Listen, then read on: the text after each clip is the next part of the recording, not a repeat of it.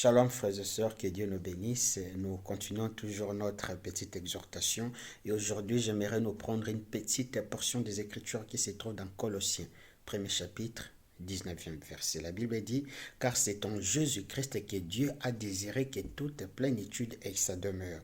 Et si nous partons un peu plus loin dans Colossiens, toujours premier chapitre, 15e verset, nous verrons que c'est Fils Seigneur Jésus-Christ, c'est l'image de Dieu que nul ne voit.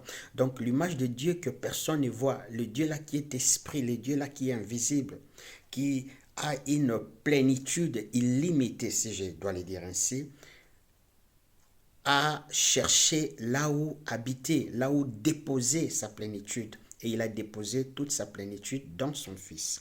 Et lorsqu'un enfant de Dieu a en lui Christ, n'est-ce pas seulement cet enfant-là n'a seulement pas le maître de tous les esprits qui est Christ, mais il a aussi la demeure de son Père. C'est Dieu là qui est invisible, qui est le Père de toutes choses.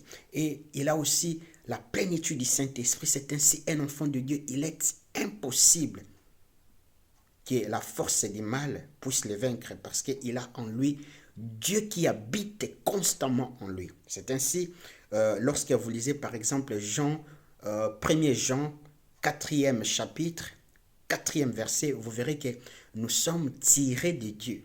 Oui, nous sommes de Dieu, donc nous sommes tirés de Dieu. Donc nous avons la nature de Dieu sur la terre. Donc nous manifestons la nature de notre Père qui est aux cieux, mais nous les manifestons sur la terre. Que Dieu nous bénisse.